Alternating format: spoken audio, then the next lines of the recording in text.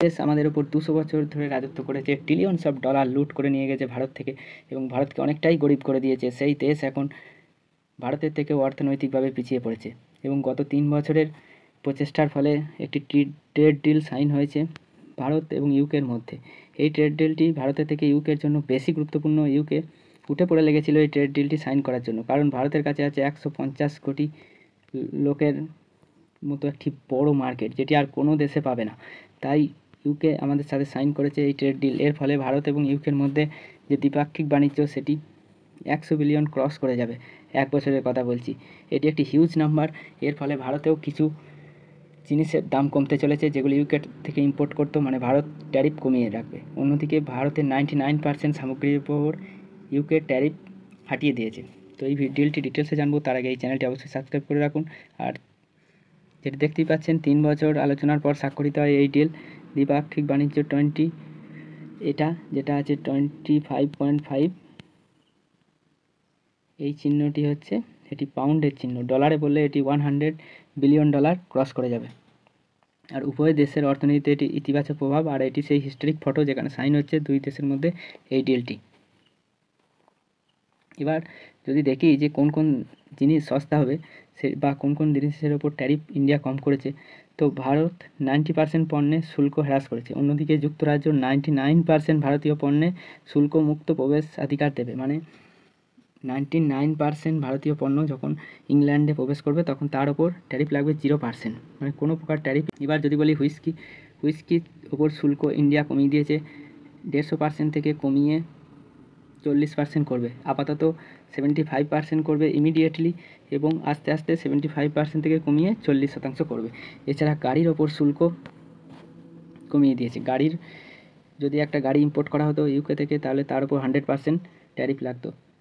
মানে 1 লাখ টাকার গাড়ি ভারতে প্রবেশ করার সঙ্গে সঙ্গে তার মূল্য হয়ে যেত 2 লাখ টাকা।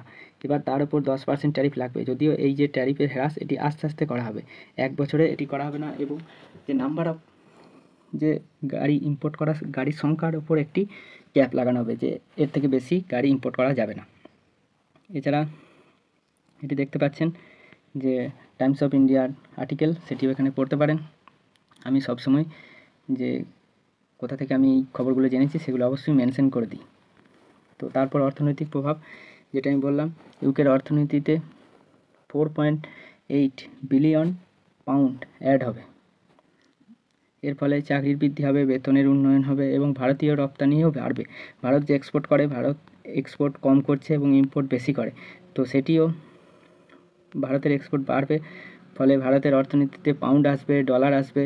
ফলে ভারতীয় যে রুপি আমাদের, তার মূল্য বৃদ্ধি পাবে, লাভবান হচ্ছে। তো ইউকের ক্ষেত্রে হুইস্কি, গাড়ি, কসমেটিক্স এবং খাবার, এই সমস্ত কিছু ইউকে যখন ভারতকে ইম্পোর্ট করবে তার উপর ডিউটি অনেক কমে যাবে। ফলে ভারতের মানুষ অনেক সস্তায় এই জিনিসগুলি পাবে। এর মধ্যে মেন হচ্ছে হুইস্কি আর গাড়ি, কারণ ইউকেতে অনেকগুলি হুইস্কি এবং কিছু স্কচেরও ব্র্যান্ড আছে, সেগুলির দাম এখানে কমবে।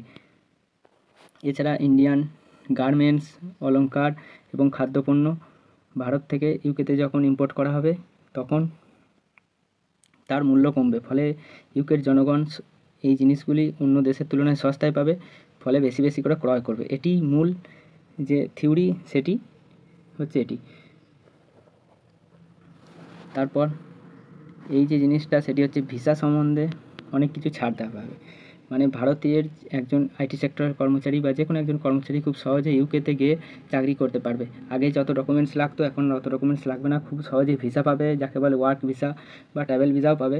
ওয়ার্ক ভিসা খুব সহজেই পাবে, এবং কোনো কোম্পানি, ইউকের কোম্পানি যদি ইন্ডিয়ায় এসে কাজ করে তাকেও ইন্ডিয়ার জন্য গুরুত্বপূর্ণ এটি কনসিডার করা হবে। অপরদিকে ইউকেতে যদি কোনো ইন্ডিয়ান কোম্পানি অফিস খোলে এবং ব্যবসা করে, তাকেও ইউকের জন্য গুরুত্বপূর্ণ এটা ধরা হবে। এটা কি বলছে ডবল কনভেকশন কি স্ট্র্যাটেজি, সেটি হচ্ছে আমি যেটা আগেই বললাম, ব্রেক্সিটের পরবর্তী ইউকের এটি হচ্ছে সর্ববৃহৎ চুক্তি। এর ফলে ইউকের যে অর্থনীতি সেটি অনেকটাই বুস্ট পাবে, এবং ইউকের অর্থনীতি এখন কিছু পরিমাণে একটু থেমে গিয়েছিল এবং ডাউনওয়ার্ড চলে আসছিল, এবার তা একটু বৃদ্ধি পাবে। ফলে এটি ভারতের পক্ষে খুব ভালো খবর, কারণ ভারতের জিনিসপত্র অন্য দেশের জিনিসের তুলনায় ইউকেতে কম দামে বিক্রি হবে, ফলে বেশি বেশি করে মানুষজন কিনতে পারবে। আর আন্তর্জাতিক বাণিজ্যের নতুন দিক চিহ্ন অবশ্যই এই প্রথম ভারত এবং ইউকের মধ্যে এত বছর পর, এই 75 বছর পর ডিল সাইন হচ্ছে। তাই এটি খুবই গুরুত্বপূর্ণ।